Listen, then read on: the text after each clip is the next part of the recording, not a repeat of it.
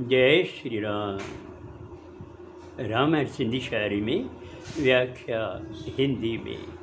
प्रश्न 164 लंका कांड। इसके पहले जब हनुमान ने देखा कि मेघनाद वानरों पर अस्त्र शस्त्र चलाकर उन्हें घायल कर रहे हैं, तो वह अति क्रोधित हो उठा और एक बड़ी शिला उठाकर मेघनाद की तरफ दौड़ा।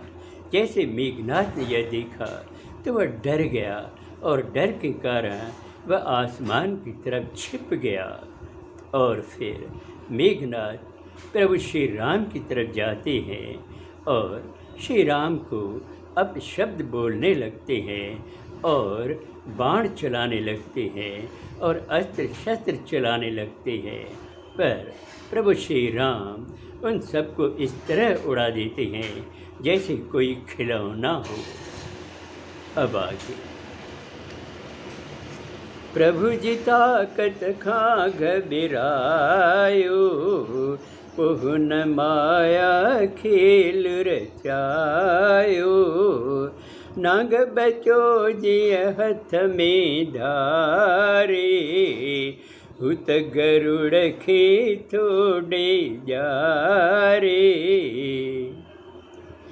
प्रभु की ताकत को मेघनाद अच्छी तरह जानता है, इसलिए वह उसको देखकर घबरा गया और फिर उसने एक माया खेल रचा।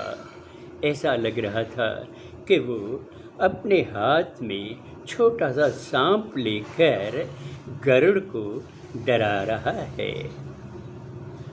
आसमान माँ बाहे बसाए, धरती माँ जल कढह कढ़ाए। भूत भूतिड़ियों जामन चंथियों, मार्यो काट्यो जोर रणथियों। अपनी माया जाल से मेघनाद कभी आसमान से आग बरसाता है तो कभी पृथ्वी से जल निकलने लगता है। कई भूत और भूतनियाँ नाचने लगती हैं, मारो काटो चिल्लाने लगते हैं। कढ़ह हड्य ने जा ढेर फिराया, पत्थर शाही कढ़ह किराया। बांदर माया खांध धिकंथा, पर रघुवर उनते मुश्किन था। कभी हड्डियों का ढेर फिराने लगा तो कभी बड़े बड़े पत्थर गिराने लगा। जब वानरों ने यह माया खेल देखा तो वो डरने लगे, पर रघुवीर श्री राम मुस्कुरा रहे थे।